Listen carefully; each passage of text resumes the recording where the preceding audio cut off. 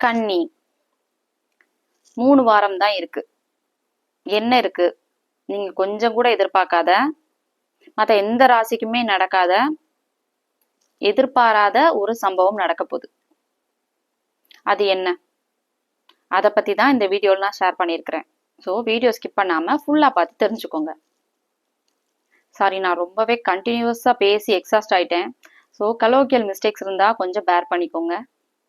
Okay, இந்த வீடியோவில் நம்ம பார்க்க போறது கன்னி ராசிக்கான அக்டோபர் மந்த் ராசி பலன். ராசி பலன் பார்க்கறதுக்கு முன்னாடி சேனலை சப்ஸ்கிரைப் பண்ணாதவங்க சப்ஸ்கிரைப் பண்ணிக்கோங்க. அப்போதான் உங்களுக்கு அஸ்ட்ராலஜியில் ராசி பலன் பற்றி மட்டும் இல்லை, நிறைய இன்ட்ரெஸ்டிங்கான விஷயங்களும் நீங்கள் தெரிஞ்சுக்கலாம். எவ்ரி வீக் அப்லோட் பண்ணுற எல்லா வீடியோஸும் உங்களுக்கு உடனே நோட்டிஃபை ஆகும். ஓகே, கன்னி ராசிக்கு இந்த அக்டோபர் மந்த் எப்படி இருக்கும் அப்படின்னு பார்த்துடலாம். நிறைய கிரகங்கள் இந்த அக்டோபர் மந்த் வந்து டிரான்சிட் ஆகுதுங்க. ஃபர்ஸ்ட் 3rd ஆஃப் அக்டோபர் புதன், உங்களுடைய ராசிநாதனான புதன் கன்னி வீட்டில் ஆட்சியா இருந்துச்சு. இப்போ துலாம் ராசிக்கு பயிற்சியாக போகுது. செவ்வாய் கூட சேரும்.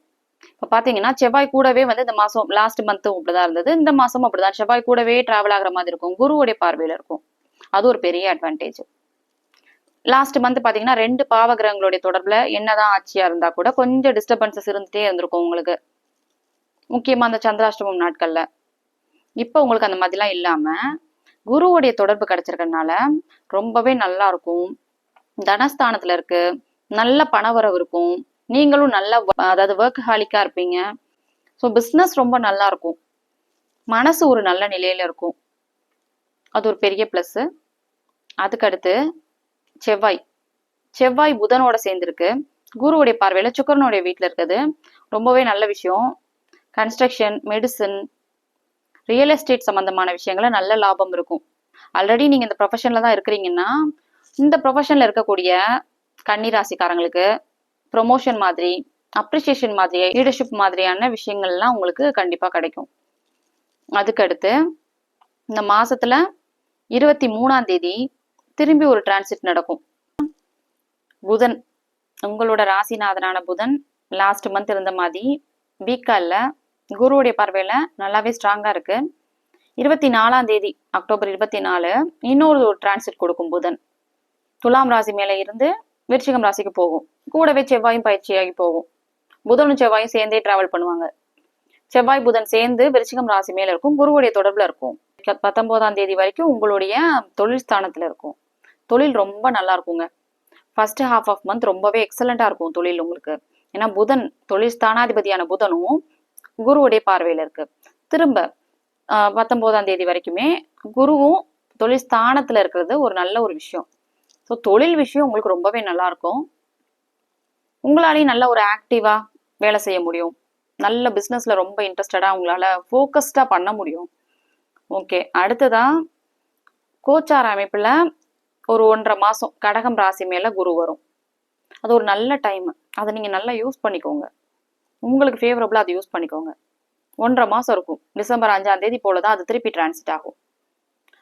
உங்களுடைய தொழில் ஸ்தானாதிபதியும் ராசிநாதனுமான புதன் வந்து குருவுடைய பார்வையில் இருக்குது ஒரு நல்ல விஷயம். என்னதான் இருந்தாலும் நல்ல பலன்கள் இருந்தா ஒரு கெடு பலன்களும் இருக்கதானே செய்யும். ராசிக்கு 7ல சனி இருக்கிறது உண்மைதான். நண்பர்கள் சம்பந்தமான விஷயம், கூட்டு தொழில் சம்பந்தமான விஷயம், காதலன் காதலி, பார்ட்னர் சம்பந்தமான கணவன் மனைவி உறவு, இதுல சில குறைகள் உங்களுக்கு இருக்கதான் செய்யுது. ஏன்னா சனி இருக்குது அந்த ஸ்தானத்தை கெடுக்கும். 7வது இடம் இதெல்லாம் வந்து இந்த விஷயங்கள் எல்லாமே டினோட் பண்ணக்கூடிய ஒரு ஸ்தானம். அது ஒண்ணுமே பண்ண முடியாது. குருவுடைய பார்வையும் இல்லை. ஸோ 19ஆம் தேதிக்கு அப்புறம் உங்களுக்கு சில பெட்டர்மெண்ட் இருக்கதை பார்ப்பீங்க.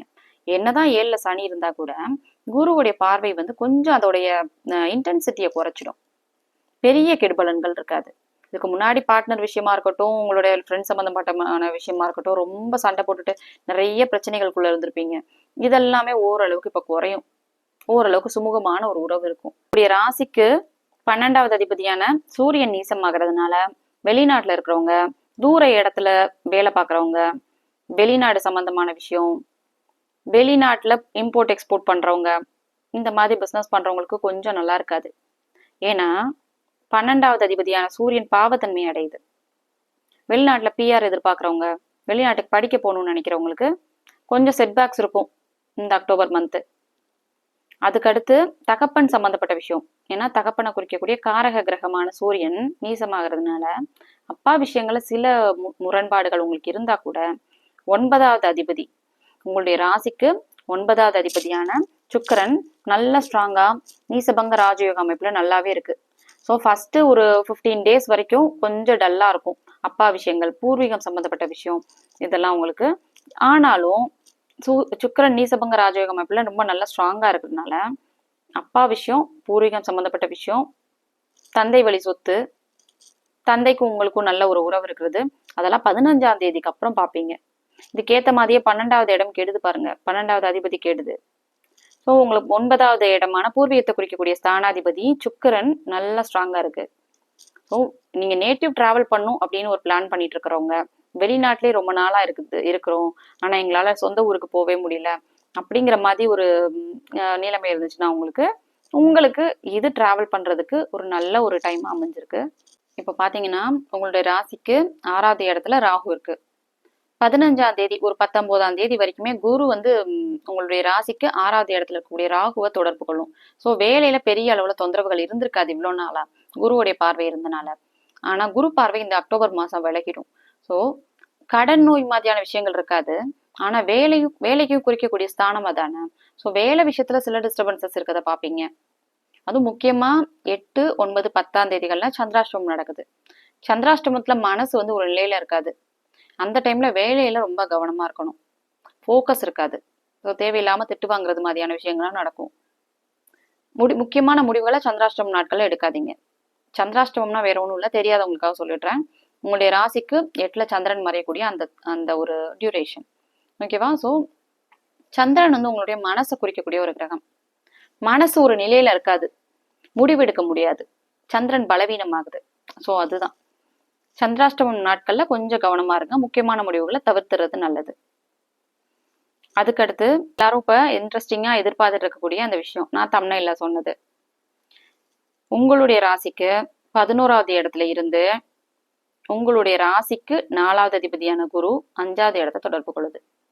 ஸோ குழந்தைகள் சம்பந்தப்பட்ட விஷயம், எதிர்பாராத தனலாபம் மாதிரியான விஷயங்கள்லாம் உங்களுக்கு நடக்கும். ஏன்னா 11வது இடம் லாபஸ்தானம். ஓகேவா? 5வது இடம் அதிர்ஷ்டத்தை குறிக்கக்கூடிய ஒரு ஸ்தானம். அதிர்ஷ்டம், குழந்தைகள், எண்ணம் இதெல்லாம் குறிக்கக்கூடிய ஸ்தானம். ஸோ உங்களுக்கு பண விஷயங்கள்ல எந்த பிரச்சனையுமே இல்லைங்க. பண வரவு வந்துட்டே இருக்கும். அதுக்கேற்ற மாதிரி தான் உங்களுக்கு அந்த 11, 5வது இடத்த குரு ஆக்டிவேட் பண்ணுது. நல்ல தனலாபம் இருக்கும், குழந்தைங்களால அதிர்ஷ்டம் இருக்கும், எதிர்பாராத அதிர்ஷ்டம் இருக்கும். ஏன்னா அதிர்ஷ்டத்தை குறிக்கக்கூடிய ஸ்தானத்தை குரு தொடர்பு கொள்றதுனால. நான் அகைன் சொன்ன மாதிரி நான் 7வது இடத்துல சனி இருந்தா கூட 7வது அதிபதி குரு உச்சமாகுது. மனைவி சம்பந்தப்பட்ட விஷயம், காதல் சம்பந்தப்பட்ட விஷயங்கள முன்னாடி இருந்ததை விட இப்ப பெட்டராவே இருக்கும் உங்களுக்கு. ஓவராலா பாத்தீங்கன்னா கன்னிராசிக்கு இந்த அக்டோபர் மாசம் ரொம்பவே சூப்பரான மாசமாவே அமைஞ்சிருக்கு. இப்ப பாத்தீங்கன்னா பாதி பேர் கமெண்ட் பண்ணுவாங்க, எனக்கு நல்லா இல்ல, ஏன் கஷ்டம் தீராத கஷ்டம், பல வருஷமாவே நான் நல்லா இல்ல இப்படிலாம் சொல்லுவாங்க. அதுக்கெல்லாம் என்ன ரீசன்னா, ஒண்ணு சனி உங்களுடைய ராசிக்கு 7வது இடத்துல இருக்குது. பல வருஷம் கிடையாது, இப்பதான் மார்ச் மந்த்துக்கு அப்புறம் உங்களுடைய ராசிக்கு 7வது இடத்துல இருந்து ராசியை தொடர்பு கொள்ளுது. ஸோ கொஞ்சம் டிஸ்டர்பன்சஸ் இருக்கிறது உண்மைதான். மனசு ஒரு நிலையில இருக்காது, தேவையில்லாத ஒரு இனம் புரியாத பயம், ஸ்ட்ரெஸ் மாதிரியான விஷயங்கள்லாம் இருக்கும். அது உண்மைதான். ஏன்னா ராசிக்கு எந்த ஒரு சுப தொடர்பும் இல்லாதனால. ஆனாலும் ராசிநாதனான புதன் இந்த அக்டோபர் மாசம் நல்லாவே இருக்கு. ஓரளவுக்கு தெளிவா, ஆக்டிவா, சுறுசுறுப்பா நீங்க சில விஷயங்களை நீங்க ஈடுபடுவீங்க. அதுக்கடுத்து எனக்கு எப்பயுமே நல்லா இல்ல, நான் பிறந்ததே வேஸ்ட்லாம் சில பேர் சொல்லிட்டு இருக்கிறீங்க. அப்படி நடக்கிறதுக்கெல்லாம் என்ன காரணம்னா, உங்களுடைய சொந்த ஜாதகத்துல தப்பான தசாபுத்தி ஏதோ போயிட்டு இருக்கு. அதை நீங்க செக் பண்ணிக்கோங்க. செக் பண்ணிட்டு நீங்க ராசி பலன் பாருங்க. ராசி பலன்ல சொல்ற விஷயம் ஓரளவுக்கு மேட்ச் ஆகும். இது ஒரு 30% தான். ரிமைனிங் 70% உங்களோட சொந்த ஜாதகத்துல தான் விஷயமே இருக்கு. அதுல ஏதாவது தப்பான தசாபுத்தி போச்சுன்னா உங்களுக்கு நடக்கிறது எல்லாமே தப்பாவே இருக்கும். ஸோ சொந்த ஜாதகத்தை தெரிஞ்சுக்கோங்க. அதுக்கப்புறம் நீங்க ராசி பலன் பாருங்க. சில பேர் பாத்தீங்கன்னா ராசி பலனுக்குள்ளவே ஜோதிடமே ராசி பலனுக்குள்ளதான் இருக்கு அப்படிங்கிற மாதிரி நினைச்சிட்டு இருக்கிறாங்க. ஆக்சுவலா அப்படி கிடையாது. ராசி பலன்கிறது ஒரு சின்ன ஒரு பார்ட். ஓகேவா? ஜோதிடம்ங்கிறது ரொம்ப பெரிய விஷயம். ஃபர்ஸ்ட் உங்களோட சொந்த ஜாதகத்துல உங்களுக்கு என்ன நடக்குன்னு தெரிஞ்சுக்கோங்க. ஓகே, ஓவராலா கன்னிராசிக்கு நல்லாவே இருக்குங்க. சொந்த ஜாதகத்துல நல்ல தசாபுத்தி போகக்கூடியவங்களுக்கு நான் சொன்ன இந்த விஷயங்கள்லாம் கன்னி ராசிக்கு ரெசனேட் ஆச்சுன்னா எனக்கு கமெண்ட்ல சொல்லுங்க. உங்க ஜாதகத்துக்கு அஸ்ட்ராலஜி பெய்ட் கன்சல்டேஷன் வேணும்னா ஸ்கிரீன்ல தெரியுற இந்த வாட்ஸ்அப் நம்பருக்கு நீங்க ரீச் அவுட் பண்ணலாம். ஓகே. மற்ற ராசிக்கான ராசி பலன் வீடியோ லிங்க் ஃபர்ஸ்ட் கமெண்ட்ல பின்டா இருக்கு. You can check them out.